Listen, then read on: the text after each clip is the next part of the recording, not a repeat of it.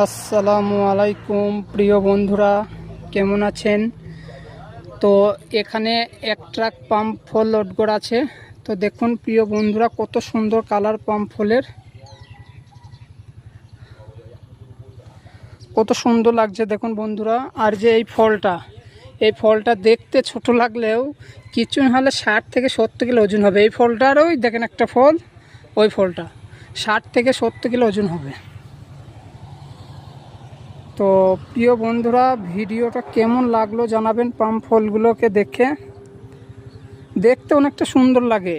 এগুলো থেকে palm oil তেল তৈরি হয়। আর গায়ে কত পরিমাণে কাঁটা দেখেন, এই দেখেন সব কাঁটা।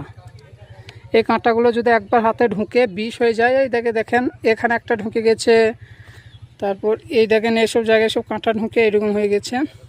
হাত কভার পরেও এরকমভাবে কাঁটা ঢুকে যায়।